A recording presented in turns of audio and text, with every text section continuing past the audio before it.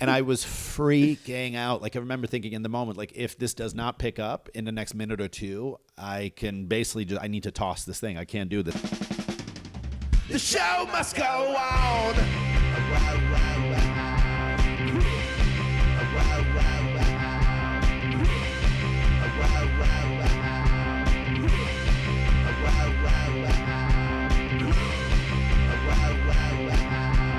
Even if the show goes wrong, the show must go wrong. So to start, if you don't mind, just to introduce yourself quickly, I always say to the guests, like, I gotcha. Okay. You know, obviously I'm a fan, but my biggest listeners are my mothers, so Sweet. they don't know you. I love it, man. Yeah. Sweet. I'm Rogier Bak. I'm a comedian from the Netherlands. I live in Amsterdam. I spent a lot of my time outside of the Netherlands. That's why I have the American accent. And I tour all over Europe and since recently also Canada and the UK. And that's the short of it. Fuck yeah. Thank you. Well, thank you for coming. So the way I like to start is, for me, it's also fun to get to talk to someone like you.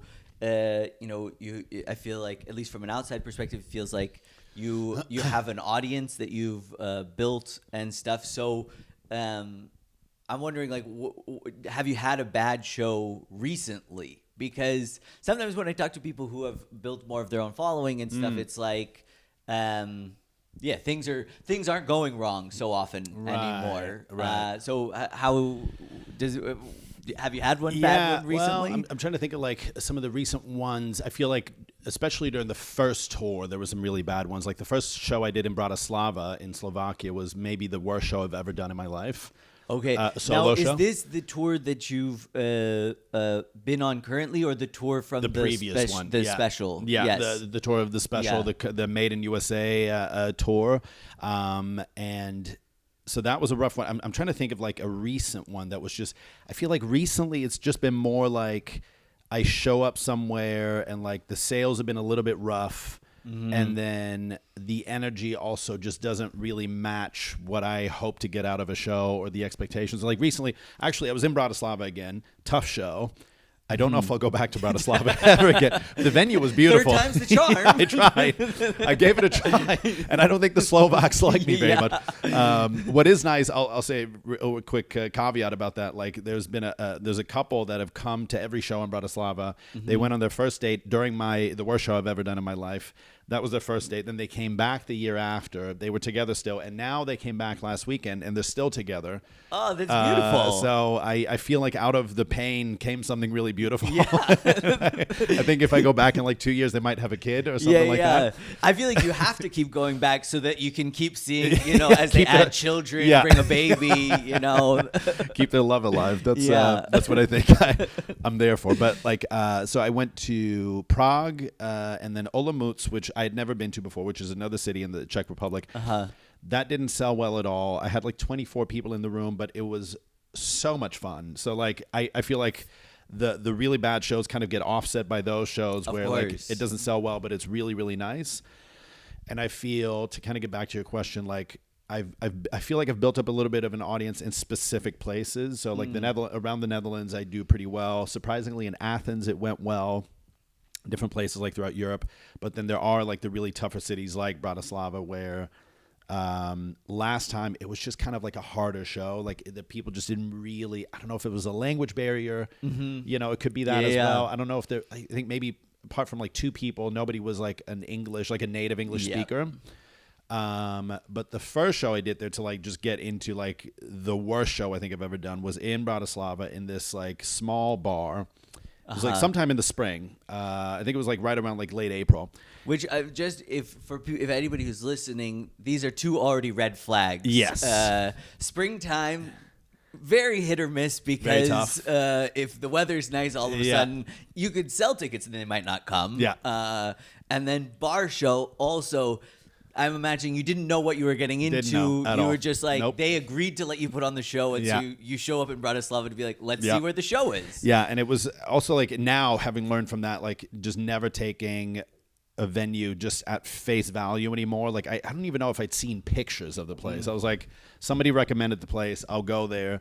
And I show up, and it's the guy behind the bar, and there's like two people just sitting in this like bleak Soviet style. Like it just felt all like very, very just like, I don't know, 80s. This is where you drink yourself to death, yeah, kind of. like they hadn't moved forward after the 80s or something. Yeah. And it was just like, the sort of like the bright fluorescent lights or whatever. I go in there, it's two people drinking beer. Like I think it was like a 7 p.m. show or something.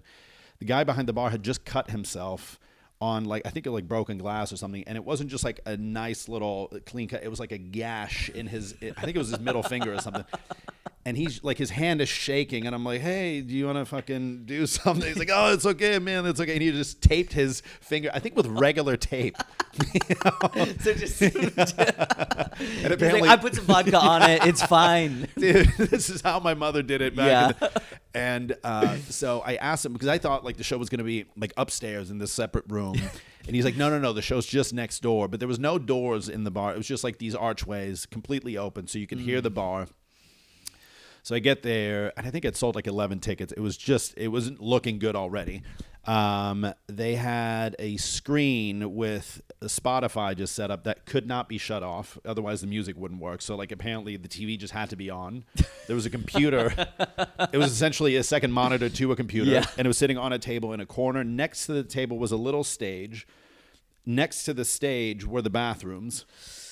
Oh God! Like literally to my left, bathrooms, and then so we've got TV, stage, bathrooms. Yes. Okay, so I'm competing for attention with the TV just hanging above me, and then the bathrooms, and then to the left of me, even further, were like it was just stairs going down to this basement where they had like a birthday party of 40 people, and they were having a blast. They were gonna have a great time. Oh no! And to get from the birthday party to the bar, which obviously happened a lot, people had to cross in front of the stage to get from the stairs to the bar through that archway that was open that we could hear.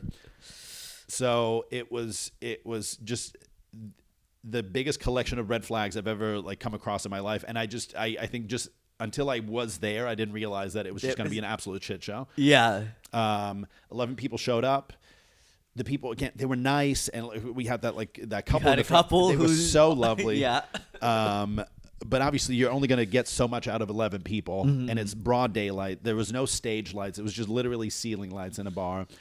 Oh, God. Some big fucker from the birthday party like walked up, stood literally in front of me, made direct eye contact with me, just like literally did the Kevin Hart like ostrich bit where he just like fucking he just stopped. He looked at me like this, and I'm like, "Hey, man." He's like, "Hey," just didn't really say. Sat down in the back, stayed for like 5 minutes, then took off. Yeah.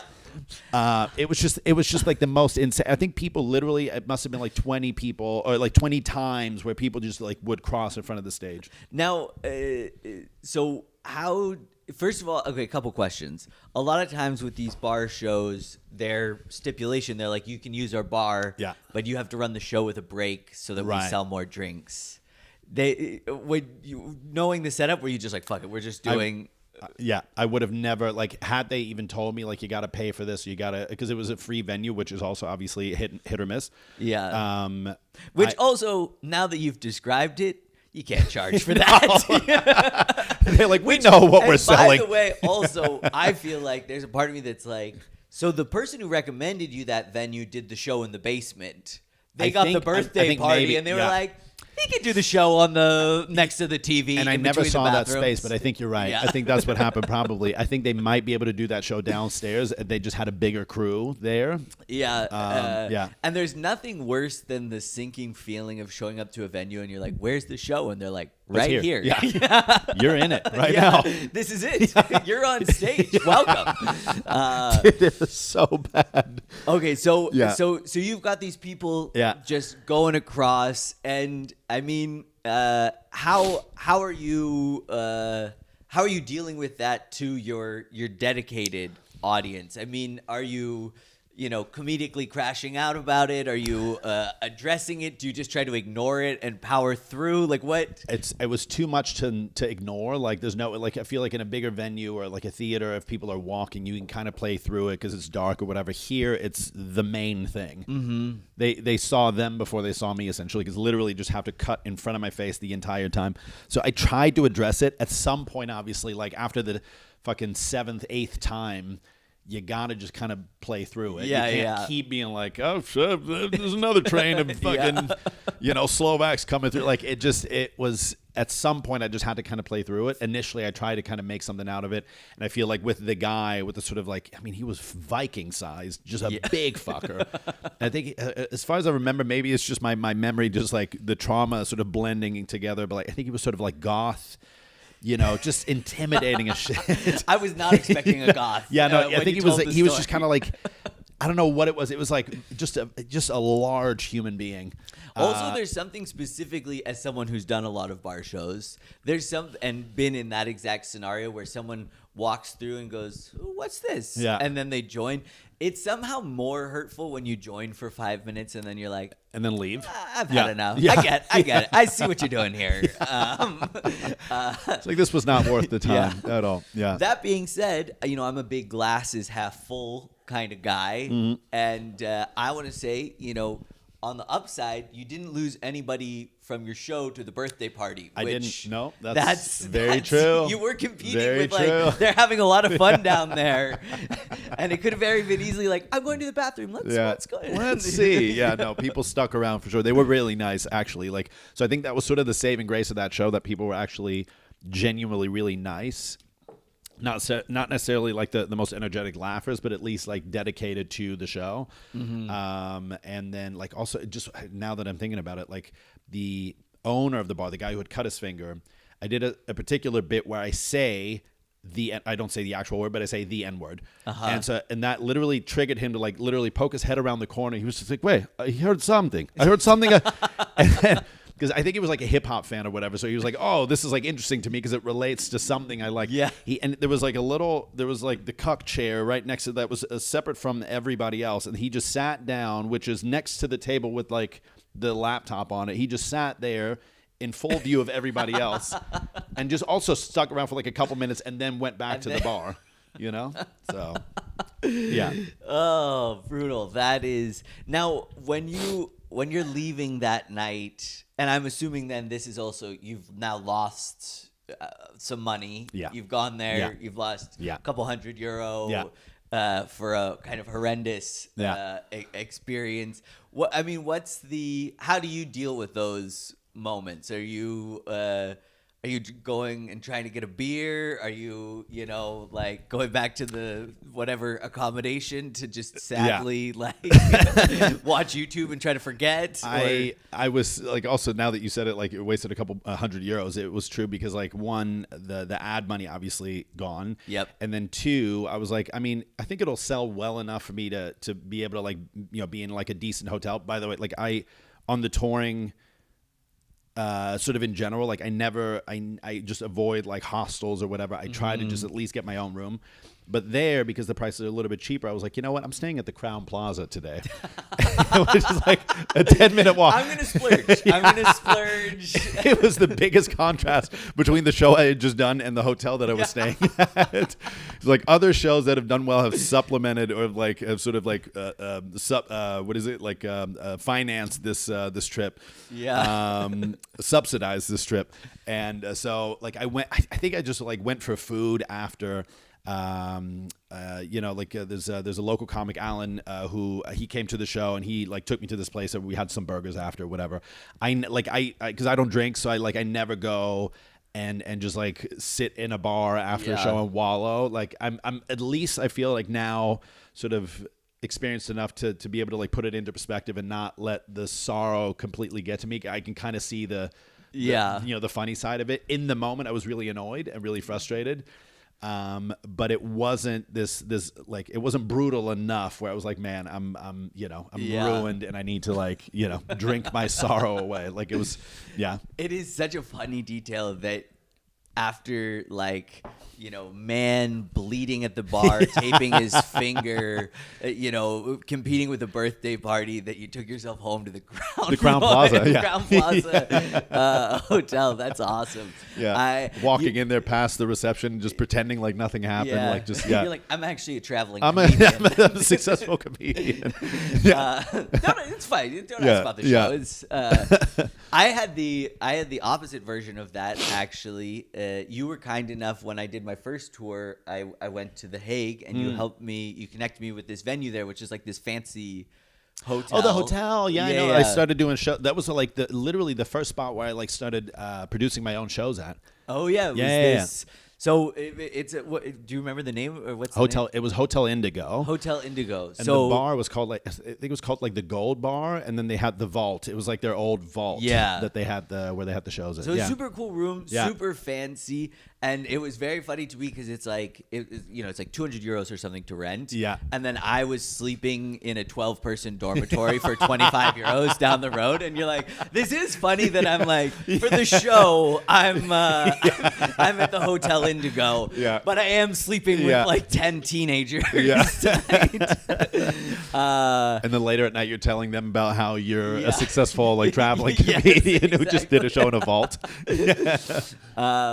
So if I can I want to ask you a little bit, like, so did you start in the Netherlands with stand-up, or like what's your history with stand-up? Sort of, yeah. So like I had wanted to do stand-up for like a couple of years before I actually got started. I feel like that's a lot of times the case with people. Because you lived in the States for a few years, right? For almost 10 years. So so while I was there, I was like either focused on basketball or like graphic design. That was the thing that I came to the US for. And then I don't know, like in I think in like 06 or 07, I bought like I was already like a comedy fan for years. I just didn't really think like that was going to be what I was going to do, because it was, you know, either basketball or like graphic design. And it took me, I think, I don't know, till about like 2012-ish or whatever. Then I started thinking like, okay, I might want to, because I'd been to like a comedy show at UCB, like in, like an improv show in New York. And I figured like, oh, I feel like I can do this. I feel like I could sort of mentally keep up, I felt like, with the improv stuff. And it was always really interesting to me. So that started kind of like playing in my head, and I'd started writing some ideas, obviously just literally jotting down ideas. And then it wasn't until I moved back to Europe that I started doing improv classes at Boom Chicago in Amsterdam. Right. Literally the moment I got back, I signed up for those classes, and it was 10 improv classes. I did those. It was a 10-week package, basically. Did those, and then at the last class, one of the cast members wanted to start like a little improv troupe or whatever, and he asked me to be part of it. And that, to me, was kind of like the cosign, like this is enough of a stamp of approval that I feel like I might be able to do this. And I'd come to the Netherlands for a job. So my then wife and I, we were living in Helsinki for a little while. Like when we moved back from New York, we went to Helsinki, then came to the Netherlands because I got a job offer there as a designer. And after about like, I don't know, so about a couple weeks, started doing some more improv. And then I was in New York that summer. And I'd wanted to do stand-up for a long time, but I was like, okay, if I can do improv stuff, I feel I should be able to do the written stuff as well. And that's when I started doing, I did my first open mic at Stand Up New York when I was there for a week during the summer. You're in New York for this summer. Yeah. You've been doing some improv. You think, I want to give the stand-up thing a try. Yeah. What was that first mic like? So it was one of those typical New York City mics where it's just a bunch of comics at like, I think it was like 5 p.m. or something, 5 or 6 p.m. Must have been earlier because I think probably by like 7 they're doing their regular shows or whatever. I think it was a weekday, as far as I remember. I don't know which day exactly it was, but it was one of those where there's like 15 comics just sitting in a room. You pay $5 to get 5 minutes, I think. Yeah. And it went like moderately well. I have the video of it still. I kept that always because I thought it was really nice. Like my now ex, like she recorded it. And it went okay, and I was like, oh shit, I think I got this. Yeah. And then I went back the next day and just bombed for 5 minutes. Yeah. Same setup, basically. Just less generous comics, I feel. Yeah. But so it was enough, like kind of like what you were saying. This is interesting. Like it was enough for me to feel like, oh, I think there's something here, and this is cool. And like even though like it didn't go well the second day, it went well enough the first time that I was like, yeah, this is cool. Yeah. Do you think when you were up there, because I mean, so much of when you start comedy is you're terrified. Yeah. But you had some time on stage, so do you think Yeah. that kind of helped bolster you in those? For sure. Yeah. I think because I mean I pretty heavily leaned on a few things, like doing either like an accent or an act out or whatever, especially coming from like the improv thing, just doing like a character. And then now looking at when I see these videos, I'm like, oh, I had seen like this one, the first show I think that I felt went really well was also in New York, but I think it was like, I don't know, 6 months later or maybe a year later. It was like, at least it was like during the fall. It was like around Thanksgiving. And I went to this, God, what was it called? Laughing Buddha, I want to say. And it was like in a basement somewhere. And I did a joke referencing black people, and there were black people in the audience, and I remember thinking like, as long as this just goes well and they don't think I'm a fucking racist Nazi. And I don't even know what I think it was like, I think it was literally just me saying something about like when I was a teenager wanting to be black, and I remember being so worried about the fact that was going to be perceived as like, and then it went well, like it was fun, and that was, I mean, again, it must have either been like 6 months or like, I think it might have been 6 months into stand-up, basically from that first open mic. I got some compliments after the show, and that I remember just gave me such a fucking rush. I was like, holy shit, this actually, I took a bit of a chance and it worked. But what I was gonna say is, I have the video for that one as well. Specifically, I kept it because I remember in like those first few months or that first year, and I feel like a lot of people have this, I just noticed, I had seen like a Hannibal Buress special, therefore I was doing that cadence.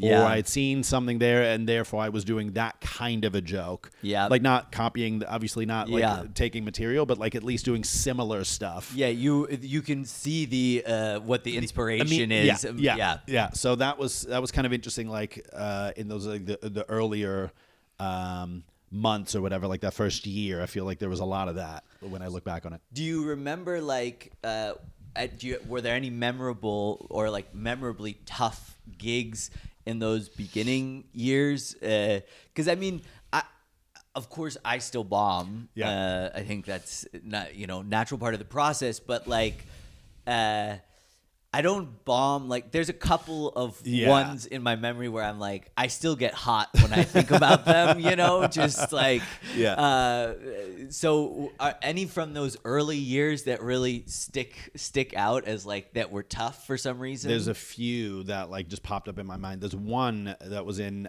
Santa Monica, and I was there. God, I don't even remember when that was. It must have been like 2018, I want to say. This is like I want to say like 2 years in, roughly.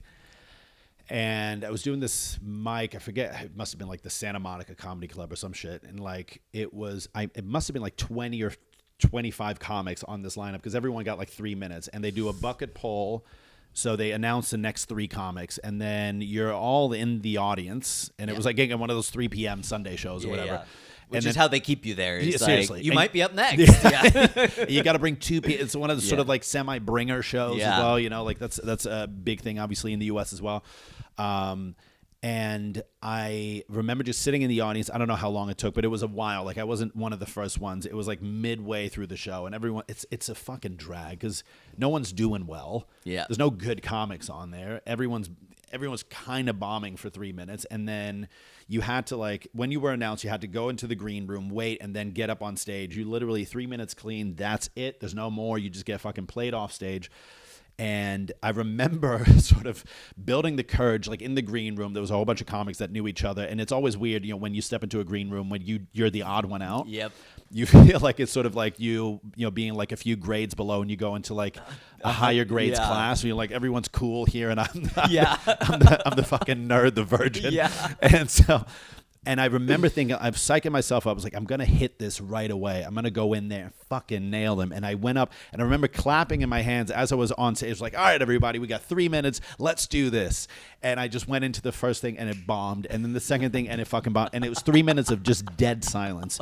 And it was worse than that second gig I had done. Yeah. Because by this time, it'd been like 2 years in. So I'm like, I kind of know a little bit now. Yeah. And also, I think which you need it, but there's like an insanity in the like that kind of 6 months into like 2 or 3 years in where you're like, I kind of know what the hell I'm doing. I'm actually talented. I know everybody says 10 years, but for me, it's probably going to be different. And so you go in there with that energy. You're like, guys, we're going to let's do this. Rough. And they were not having it. And to be fair, like, it probably was shit. It probably wasn't good at all. It was just, that was a really just a heavy reminder right away that like, and I feel I still have that sometimes where like you were saying, you bomb, but like in a different way. It's just like you're working on new material and it just doesn't land, or you don't get the energy or the pacing right or whatever. And you feel that bombs, or the joke bombs in that way. But that was just a very a very clear reminder, like you can never get too high on yourself. Like it will bring you back down, like humble you in a very, very painful way. Yeah. Very quickly. Well, and it is, those moments are hard also because... sorry, this is crazy audio, by the way. No, whatever. It's fine. It's actually part of the ASMR of this podcast. You're bombing. Yeah. Everything's going terrible. They hate you. You're a piece of shit. Your parents hate you. They're disappointed. Yeah. So, but you mentioned you had to bring 2 people to that show, right? So I think I brought like 3 people. I think it was my wife at the time, and then our friends who we were like hanging out with. Tough. Yeah, so that's what I wanted to also ask about, is because that's, to me, some of the worst times is like at the beginning, and you bring people who know you, and they've just heard like, oh, you're doing comedy, and then they come see it and they're like, oh, yeah. It was also like another one in Amsterdam actually, where like I brought my wife and my mom and I think my friend, because it was I think this is what it was. I think it was my birthday, and it must have been, again, like 2 years into comedy or whatever. It was one of my first shows at Comedy Cafe, which is in Amsterdam. It's the notoriously kind of tough room. It's not the easiest place, especially when you're kind of starting out. And God, I don't remember if it was an open. It must have been an open mic. They wouldn't have thrown me on the regular shows. And it was my birthday, and so I was like, okay, I want to go out for dinner and then do the show. And it was just fucking awful. And I remember like it was. When was this? Because I think it was like right after Trump got elected. So this must have been 2016, because he got elected 2016, no? 2016. Yeah, so it was like December 2016. So this was 6 months in. Yeah. So I was like, and I was like, I'm gonna write some stuff that day and do that tonight about the Trump thing. Oh, good. I'm gonna be working out ideas on stage, because I'd heard that people do that. In front of your mother and your wife. Oh God. Dude, I think my mom was just like, what? Why did he quit his job? Or like I was about to quit my job. Like 6 months later, I quit my job. But like I think she was just like, he needs to fucking stay at his job. Yeah. Like he needs to stay a graphic designer. This is terrible. Yeah, it was disgusting. The designs are nice. You do some really nice designs. Dude, it was awful. It was fucking terrible. That's so when I did my Mama's Boy tour, which is like my show about my gay moms or whatever. Right. The first show was in Barcelona, and my moms had just come to visit in Berlin, and then we all went to Barcelona together. So they came. So it was both my moms and my wife, and then 9 other people. Incredible. And so this is your solo show? This is my This solo is what you had show. sold? 12 people in the audience. 12 people in the audience. 3 of them are my mother's and my wife. And it was like they had given me. It's funny because they gave me the like 10 p.m. Sunday night slot, and I was still like kind of naive at that point where I was just like, oh yeah, I mean, I guess like it's Spain, like late night, but like also no, 10 p.m. Sunday night just doesn't work in any city, right? And another, so then I was out barking, and like they arrive, and I'm like on the street, like trying to like get people to come in. God, yeah. Just brutal. Just like What venue was this? Comedy Clubhouse. Clubhouse. Oh, yeah. okay. And yeah, it was just there's just nothing quite like knowing that like the people people who love you most are sitting there going like, oh, okay. Or like if you like, I remember there was one joke and I specifically heard my mother's laugh. Over the other people, and you're like, "Oh, that's stop it, Mom. Yeah, that's not what I want." Yeah. Okay, so can I also ask then about this? So you alluded to there, like, so then in 2016, 2017, you quit the design job against your mother's wishes. Yeah. Well, I mean, I think she was just like concerned. I don't think it was like, I was joking. Oh, okay. It's like you cannot. Yeah. No. But I mean, but 2017, you decided to make the jump to try to like do it full time, basically. Yeah. So I knew it was going to be like impossible to start getting paid right away. So I was like, okay, I wasn't enjoying the job enough, and I was like, I cannot imagine myself doing this for another 40 years, just sitting in front of a desk, like same computer, same view, same everything. And I was like, if I'm going to try it, I got to do it now. Otherwise 10 years down the line, I'm going to kick myself for not having taken the chance. So I started doing that, and I started just like freelancing as a designer, and I got like a bunch of other jobs, just odd things sort of pulled together. I started doing like sort of a day job as an actor at this like touristy attraction thing in Amsterdam. Just to get stage time and just that basically. Yeah. So I pieced it all together, and then I knew it was going to be a minute before I was going to be able to get paid for comedy. Yeah. Yeah. I'm just interested also in that because I feel like I've been doing it now full time, like as my full time gig for like 2.5 years. Yeah. And I do feel like, I'm happy to have made that jump, but I also feel like it is in direct conflict with the creative part of the job. Oh, you mean like the business side, or like having to? Yeah, I mean, the main way to make money is hosting, which is a skill set. And I have to say, like on the most recent tour I did, I really noticed like, oh wow, all that hosting made a huge difference. Same for me. Absolutely. Massive difference. Yeah. But on the other hand, it's like it's hard to work material. It's hard. It's. I feel less inspired doing that. You're also. I spend so much time, trying to run ads and write things and reach out to people for gigs, and you do all of this kind of stuff. And so sometimes I'm still wondering, like, would I be better off if I had a regular job? So was that a struggle for you at the beginning? This like. Did you feel like that was helpful to your comedy to go all in and be piecemealing it together like that, or were there also struggles creatively with that lane? I think it was too early in comedy where like I wasn't touring at all. Like I wasn't trying to like balance working and touring, because like touring obviously takes a lot of money, it takes a lot of time, and like the admin is like you're saying, I feel like sometimes you're doing more admin and more outreach than actually doing the show. I feel like the show is sort of like a little treat at the end of a long road of just sludge. But at that time, like I was trying to do spots basically. So I was doing freelance stuff. Like I said, a day job as an actor. So I was sort of like getting stage time during the day.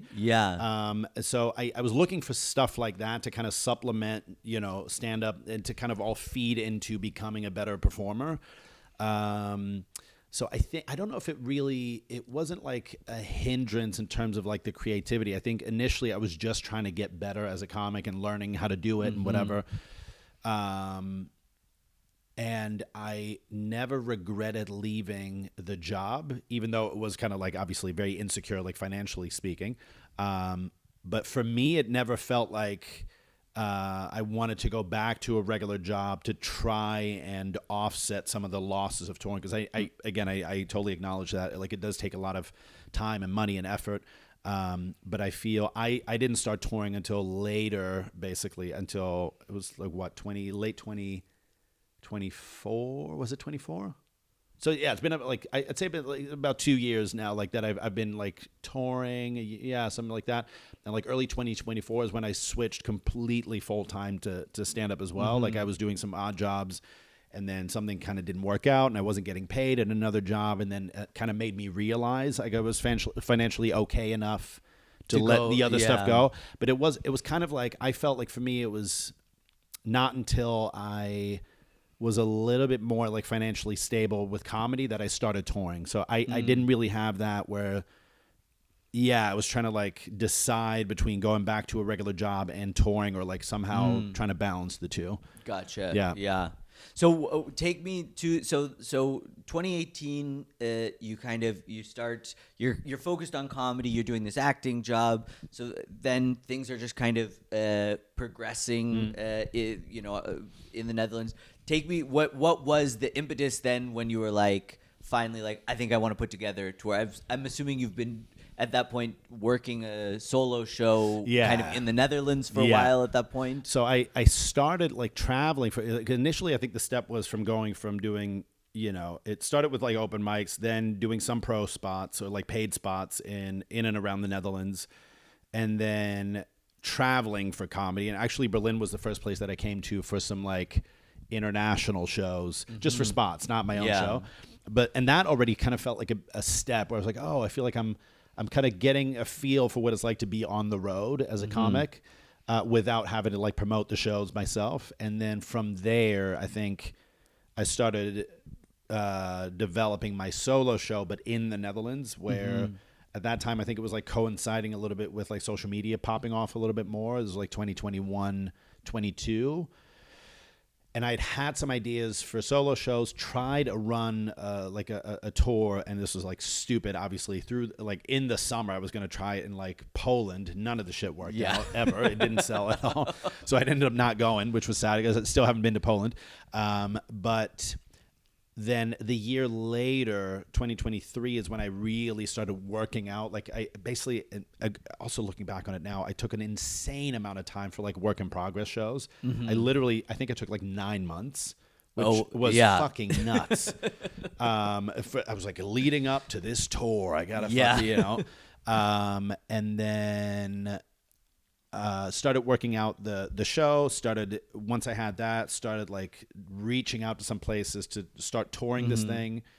And then I started I started in the fall, then went through the spring, and then took a summer after the first show to like work out new ideas, and then started doing the second tour basically. Okay. So that's sort of the progression of So and so the first what's the first tour? The first tour, obviously, we've heard about the epic Bratislava show. But did you start mostly in the Netherlands and then branch out from there? Do you have a memory? Like, how did the very first show go? So this was late 23. I started like the first like work in progress show for my first like Made in USA show. And it was really nice. It was in actually the room that you've been in, and like that bar show that we did in Amsterdam, Huis van Iemand Anders. And it was sold out, and it was really fun. I was like, dude, this is fucking amazing. Like, I didn't really have to run ads for it. It sold quickly, and I was like, holy shit, this is it. This is the fucking. So that was awesome. That was really great. And I looked at the recording like later. I was like, okay, there was a lot of stuff that was just. It was like things were way too long because I was trying to like piece together an hour, and I was like, okay, I got to have this like serious part to it. I got to have this, just trying to, I guess, work out how to like put together an hour-long show, which kind of is cool in and of itself. I feel like that was, because you were asking about like the impetus to like start touring. I feel like that was part of it, just learning how to do an hour-long show or like to do an hour on stage, because I feel like you go from 5 minutes to like 8 to 10, 15, et cetera, and then but it's a different beast than doing like 60 plus. Yeah, completely. So that was cool. That I think that me wanting to learn to do that like was part of why I wanted to start like touring and like doing my own show. So that first work in progress, awesome. Then came that just long birthing process of 9 months, basically, of fucking doing these work in progress shows. And I think it was just because there was a lot of like, I think just insecurity around the material, because it was essentially a collection of everything I'd done for the first few years, obviously, which is, I think, a lot of times the first show you do. And I was just like, I got to refine this, and this has got to find an order. And then I had sort of locked it all up in early October. I started the first real tour show was at Comedy Club Hauch, which also sold out. Just a little. I got fans in Rotterdam. I'm sorry, everyone. I'm at 25 tonight, so that's pretty cool. But no, so like it was really awesome. But I was so tense because I sort of like. Are you like? There's a little analogy I can use from like graphic design. Basically, is like when you set typography for a page, right? Like the way they used to do it was like this lead typography. I don't know if you're familiar with it, but basically it's called a lockup. Whenever you literally lock everything into place and you screw it, and so it doesn't move anymore, and that's how you print pages or whatever. Yeah, that's what my first show felt like. It was just fucking locked in and just tightened up, and I was more worried about hitting every bit in the order that I had said it, rather than just doing the show in front of a nice sold out audience in a club that's beautiful. And instead of like focusing on all that, I focused so much on having the order in my head, and it was just like, it was too tense. And I know it now looking back on it. So I feel like that was a bit of I don't know, I wouldn't say like a missed opportunity, maybe just like more of a learning moment. Like, that ultimately it's just more important to also be able to like enjoy the shows and actually have a good time and be able to share that like energy, I guess, if you will, with an audience, rather than everything going perfectly start to finish, Completely. I had so I did this little, so I did my show about my mom's, and I did that tour, which was, I mean, I was not ready to do the tour, but I learned a lot. Yeah, like it made me a much stronger performer, and I learned a lot, and I'm happy that I did it. But also like financially, especially the second half, I was like, I basically had to sit home and lick my wounds for like a year after that. How long did you tour that show? What was That was fall 2023, and then I made the same mistake. So I planned fall 2023. I went home to California. I rented a little comedy club there. I sold like 80 tickets in front of like all my friends and family. It was fucking awesome. That's cool. It was like I was like, this is it, Yeah. And then I got back to Berlin after Christmas, and I was like, I should keep going. Yeah.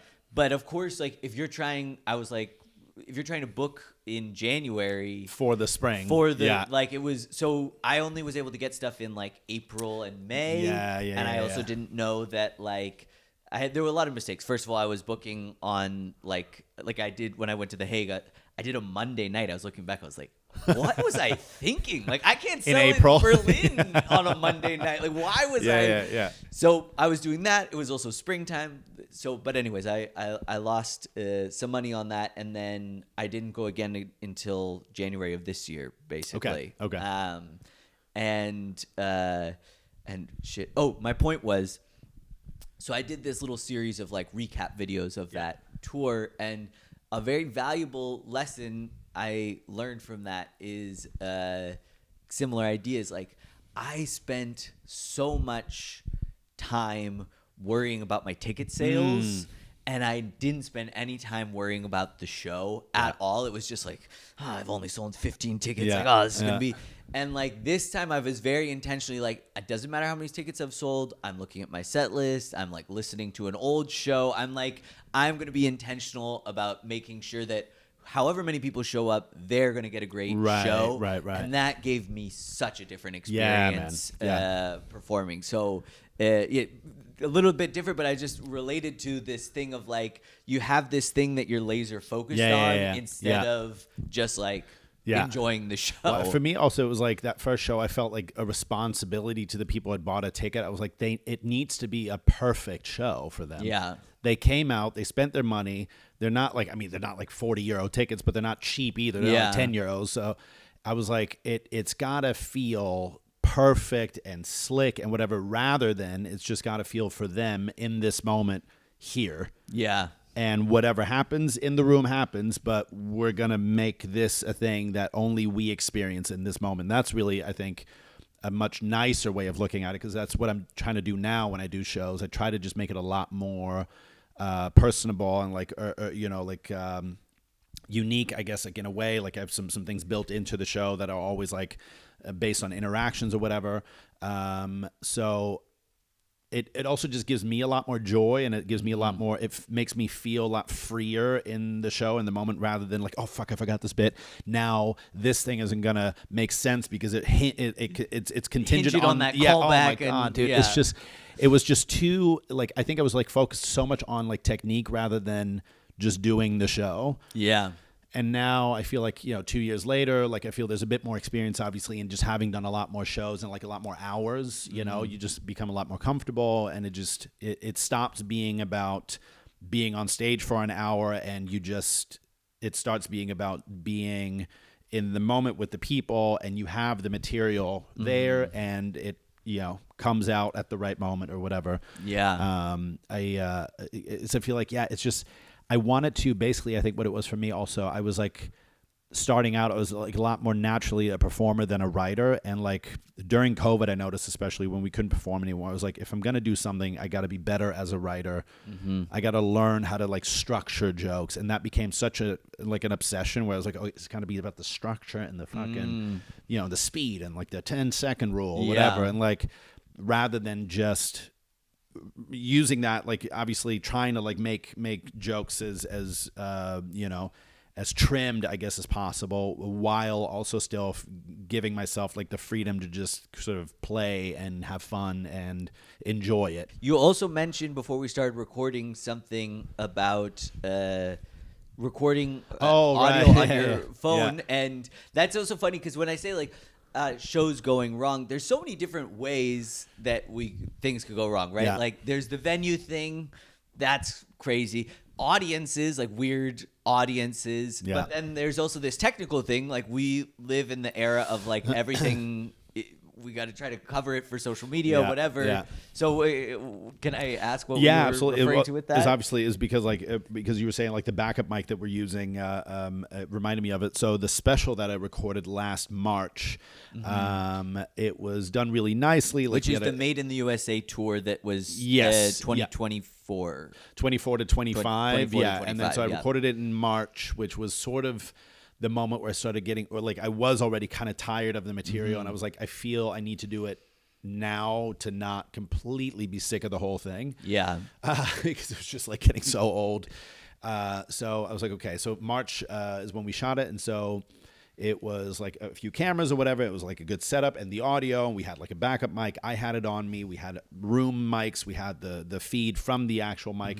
And then what happened, apparently, I didn't find this out until after the recording, is that the audio tech guy just fed everything into one channel instead of keeping them all separately. So everything was essentially fed through the mic. So when I first heard the recording, it looked fine. Like we had to change some stuff for like the lighting, the brightness, and whatever.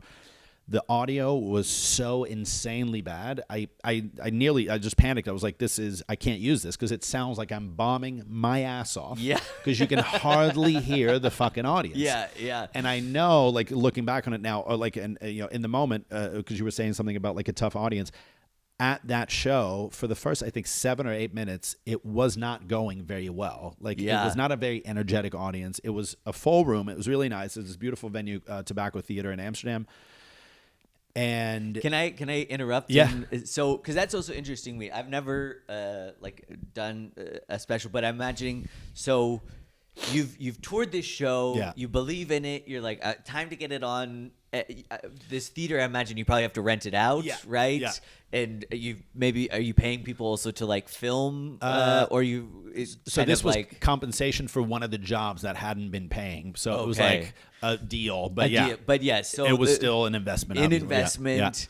So are you also like? Are you freaking out before? Yes. I was freaking out kind of before, just because I was a little nervous because I wanted it to go well. Because I on a Sunday, I'd planned it on a Sunday. And I was like, you know what? I'll do a 6 p.m. and an 8:30 p.m. show. The 8:30 did not sell dick. I mean, it was really, so like, So you also planned, I'm going to get 2 shots at this. And I got one. one. And the audience was like, you'll have one. You shall have one. Yeah. No more, big boy. Yes. Like, so I combined the two, and that filled the room. Luckily, it was fine for that one show. But I was like, I have also, one. Sunday night, 6 p.m. is not Crazy. like a time when you think of like, that is a hot audience. Nope. They're coming in. Insane. But like, again, one of those things now, like, because this was like, last year, but I was like, okay, a Sunday, 6 p.m., that'll be fine. It's March, so it's not going to be like super warm out or whatever. Obviously, it's a maybe Thursday, but Friday or Saturday thing for sure, but maybe a Thursday, but definitely not a Sunday thing. And I think also looking back on it, I should have gone up before the opening act and be like, hey guys, we're recording. Please fucking get on it. I need the energy. I didn't do any of that. Like I in the opener, like addressed it obviously, and he was great about it. Like he was trying to get them fired up. But then I went on, and I noticed pretty quickly right away, like this is not. They're not as hot as I thought they would be. And then did a little bit of crowd work. I started going kind of into the material right away because I was like, okay, we got to fucking hit this thing. Yeah. Instead of We're back to the Santa Monica energy. Exactly. I was just thinking about it now. I'm like, fucking let's go, everybody. We got 60 minutes of one shot to get this special. Dude. Let's go, guys. Oh, my God. And I was freaking out. Like, I remember thinking in the moment, like, if this does not pick up in the next minute or two, I can basically I need to toss this thing. I can't do this. So luckily, at like 7 or 8 minutes, I think, there was this, I had this like, bit of crowd work with one of the people in the audience. And that flipped a switch. Then people kind of came alive, and I was like, okay, thank God, I can kind of ease into it now. We're good. I think I did a little over an hour, and we cut it to like 47 minutes, I want to say, or something like that. It's just about like a 45-ish minute special, which I was fine with. I was like, okay, if it can be that, then I'm cool. It was also for me. So basically, before I forget, like the audio thing is because I found out later that the audio was so shit. It was genuinely I was panicking because I was like, this is fucked. I can't use it. So I listened to the audio on my phone and remember thinking like, oh, this actually sounds fine. So most of the audio from that special is actually from my phone. That is layered crazy. over the microphone sound. And because I remember thinking like at some point it flipped and it was fine. It wasn't the hottest show, but it was fine. Yeah. It was good for a special. Fine. We can work with this to edit it down and get like the best bits out of it. So that's why I was just so relieved that I brought my phone on stage with me. So I at least had that as a backup. And then ultimately, the special was fine and whatever. Like it was for me, I think also just a way to like, close out that process in sort of a like a clean, definitive way where I was like, okay, the natural closing of a first show / tour is that special. Yeah. And I wanted to see the whole process through from start to finish. Cause I've had this before where I'm like, I'm not always like great at finishing everything completely where I'm like, okay, this is done. Cool. We'll move on to the next thing. And, and so I was like, I have to just give myself that feeling and that experience of just making sure that I finish this thing entirely. Yeah. And so that's what that was. And then it took like another few months to like, edit it obviously. And then I think I like posted it sometime in like December or something. So it still took like 8 months basically. Yeah. It was all done. What was that? Because you say you go out and like and you notice immediately like they're not hot. Because I have to say like that I have that where it's like my second joke. I'm like I know this is I've done this joke a million times. Yeah. I know this joke works all over. And it is a great litmus test of like, okay, where are we at? And like, I know that feeling of going up and doing that joke and it gets nothing or next to nothing. And you're like, oh no. Yeah. Okay. So we have to, I guess we'll abandon the set list. So, but you're filming, you get out there, you do a couple of jokes and they're not hitting. What's the inner monologue at that point? Literally find something now, immediately find something, anything that will get people going again. Because like it kind of had this as well, where I think like one of the first two or three jokes was kind of that as well. Where it was like, okay, this has worked. It's about my background, my family background of being like Dutch, German, and French, and that always got like a good response at like club shows. I was like, this is fun. This is gonna get them. This is gonna warm them up. Nothing. And then I think I did something about my dad being Catholic. Nothing. Or like it just got more groans or whatever. And I was like, okay, fuck. I sort of just switched gears a little bit to try and like create a connection with the audience. And then I got this lady who, her dad was from Texas, but her mom was Russian Israeli, and that was a fucking that was it. That was a good moment where it flipped, and I felt the energy also in the room just like change. Yeah. But it was literally the animosity. Like, as you see it, like especially at the start of the special, my cheeks are really red because I'm just hot. Yeah. I'm like, I'm panicking. Like, I got it now. Figure something out now, immediately. I'm also interested, for me, like, I'm lucky because mostly so far the people I've had on this podcast are people I would say I consider like kind of more successful than myself, or I look at their career and I'm like, ooh, I'm going that direction. Or I'm hope to go that direction. And it's interesting because then I talk to people and I'm like, well, what's the moment? Like, to me, you've made it. Do you feel like you've made it? And was there a moment? So yeah, I guess that's my question to you, because for me, I'm like, you have a special, you've done these tours, you have, as I said, you've grown like a following on online and whatnot. To me, I'm like, oh, that's. I mean, I get that there's maybe other levels that you want to get to, but I guess, yeah. Do you feel like you've made it? And if so, was there a moment that you felt like, holy shit, like this is really starting to become something? I think, well, like starting to become something, I feel like when social media started like really growing quickly, I was like, oh shit, I might be able to do something with this and like use this to promote the shows and kind of have the two things feed each other a little bit. Because it was always about like the live shows first. Like if social media wasn't like such a requirement, I don't know if I'd be doing it, because it's not enjoyable enough. I feel it really feeds like the live shows in many ways. But I feel like once that started happening, I was like, oh, maybe this is something. Maybe like something is kind of happening, and there's like an audience for what I do or whatever.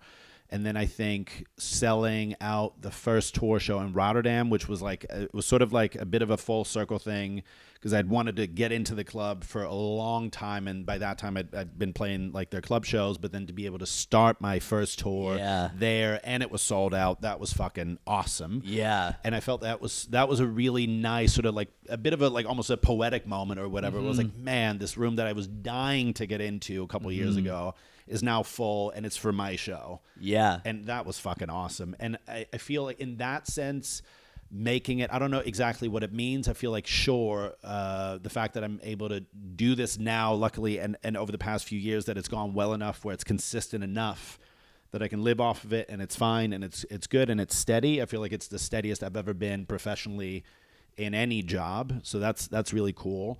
But the special, for example, it for me, it's cool, but it's also, it hasn't really done that well in terms of like what I had in mind for it. But then I catch myself thinking like, okay, well, now I'm just sort of making excuses for why this isn't quite as good as it should be, because it didn't get these views, and it didn't. So like maybe that's me just sort of like, I don't know if it's self-sabotage or just like grounding myself a little bit. Like I feel like for me, making it, I don't really know what it entails. I think what where I'm at now is I have a lot of things that I'm very happy that have happened or that I've been able to do. But I still feel like I'm very much like in the start of everything.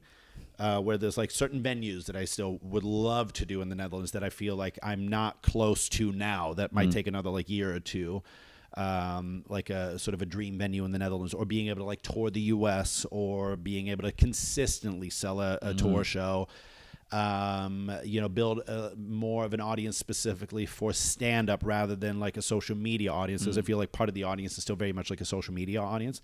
that can be tricky when they come out to a live show. Yeah. So I feel like there's just so much left that I feel like I'm not even scratching at this point. Like I feel like maybe I'm in the right direction, but I feel like I haven't quite grasped it yet. So I feel like, other types of content, doing something of my own, like an audio based thing, would love to do that. So there's just a ton of things that I would really like to still do and grow in and explore. But in the sense of, I do try to, like, because I'm pretty good at, like, telling myself that it's not good enough, or that it's not enough, or that it's always, just short of what you should be doing. But I do actually sometimes, like, just tell myself, like, actually enjoy this and realize that you're fucking doing exactly what you set out to do, and you're there, like, it's happening. Like, it's I'm pretty impatient, so, like, I my first thing is always like, what the fuck, why is it not there yet? Why am I not in these venues yet? But then when sometimes I'm at home and I'm like, holy shit, yeah, it's actually fucking happening. Yeah, I've taken the jump from the job to this, and, like, 10 years later, or like 8.5 whatever years later, like, this is it. This is the job. That's it. And I absolutely love it. Yeah, that's incredible. And I mean, I think, one, it's interesting because it's like, from an outside perspective, it's like, as I said, it's like, to me, I'm like, oh wow, I think I aspire to do some of the things that you're doing. And it's also interesting what you said about the this feeling of like, but it's not enough, or whatever, because I struggle with that. I have the same thing, and my friend Dan Belkin, I think you probably know. Yeah. Like, I was saying to him, like, this thing, and he was like, you have to think, like, 2 years ago you were just hoping that you could, like, headline this show. Now you're whatever, complain about this thing. And it's interesting because I do think there's, like, a line there where you need to give yourself credit, but also you do need a little bit of this, like, it's not good enough thing to try to achieve something. I think there's only like especially, this is like weird paradox I feel with comedians when they become so successful that they stop being able to be critical of their own work, and they, just start enjoying. God, I read it somewhere the other day where, like, somebody said, I think it was about Nikki Glaser. I think it was like a bit that Chris Rock wrote about her, little piece. Oh yeah, she was just in Time magazine, right? Yeah. I think it was that. Like, and I read just a little paragraph of it, and I think he said there's like some comedians who, I think it was something like, they fall in love with their own delivery so much that they confuse their own delivery or their own cadence for like quality material or something like that. And that kind of was interesting to me. It sort of relates to another quote that I kind of keep in mind a little bit. Forget who it was from, but I read it recently where it said if you essentially stop being critical of yourself as an artist, you essentially become a bad cover artist of your own work. And that was very interesting to me. It was like, I feel that happens with some comedians where they're in the business for 20, 30 years, whatever, and it just becomes a regurgitation of the same approach, the same cadence, the same rhythm, whatever. And then there's a few people who obviously are in it for a long time and who keep finding new ways or new things to talk about or whatever that remains interesting. And I think if you have a bit of humility to, like, work your stuff out in the club, like, for example, Michelle Wolf does that, or like, as I've heard, like, Bill Burr does that. There's comedians who keep looking for that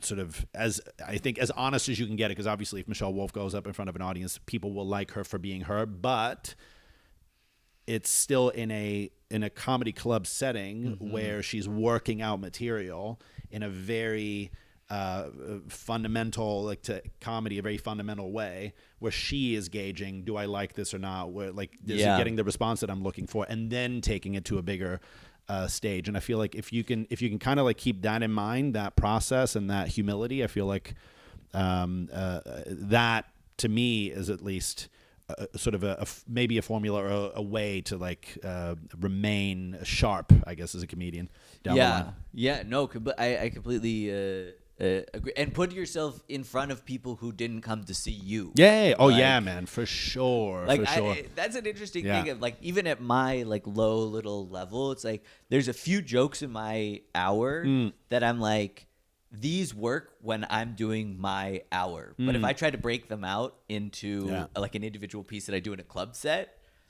they're not good enough. You know what I mean? I see. Yeah, and it's like they work if they've bought into the context of me and they have a half an hour of me. Yeah, Then it's like it works. But I'm like, and those are also those bits that like. It's just not quite.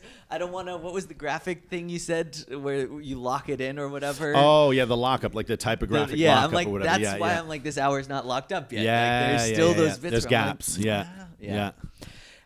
Well, dude, this was so fun. Thank you, you man. for coming. I appreciate it. Thank you. Anything you want to promote, I can link to it also in the description. The ongoing, never-ending tour. I'm still working with the name Rogier Bak to the Rescue for this tour. I'm planning the fall right now, so that would be incredibly helpful to plug the tour. If anyone wants to come see a show, please do so. Yes, and I'm assuming probably can request a show in your city on your website? I have like on my Linktree, there's a link to a request form. Also, I think the best way to do it is signing up to the mailing list, because then if I get the city, then I know exactly, obviously, where to look for shows, if there's enough people like from a specific a country or a city. So the newsletter is a great way to do that as well. Yeah, and you can find all of those links in the description below. You can also follow. You'll find Roger's Instagram and everything down there as well. And yeah, man, thank you so much. I appreciate it. It was awesome. Yeah. Thank you. Yeah. Appreciate The it. show must go on. Even if the show goes wrong. The show